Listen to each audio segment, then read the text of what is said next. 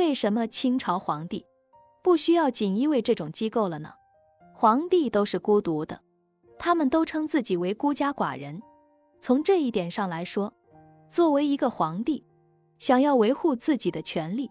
天天听得见大臣来表忠心，这是不可能的。他们必须要有自己的一个利益集团，一个永远站在你背后支持你，并且无条件的服从你命令的一个利益团体。所以明朝的锦衣卫便应运而生了。锦衣卫就是维护明朝皇帝最忠心的利益集团，有这批人维护着明朝皇帝的权利，皇帝可以说是高枕无忧了。那至于为什么清朝皇帝不需要锦衣卫这种机构，看看满清的皇帝入关之后怎么对付汉人的那些做法，你就明白了。这些人做事情完全就是不择手段。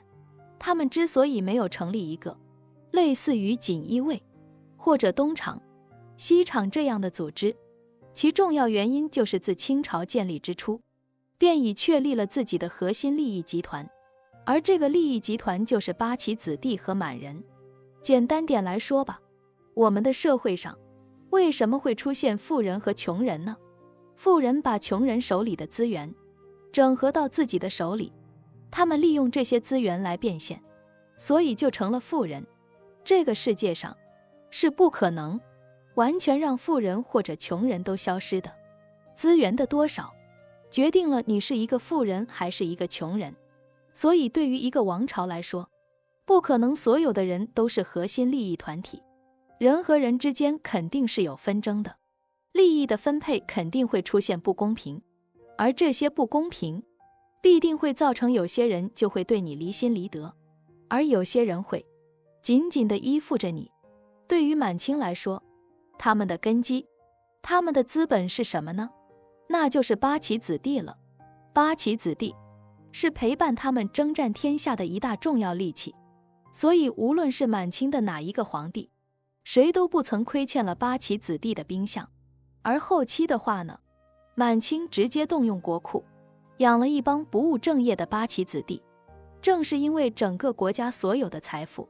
全部用来圈养这些八旗子弟，而八旗子弟则是维护满清皇室的最后一个利益团体，也是他的核心利益团体。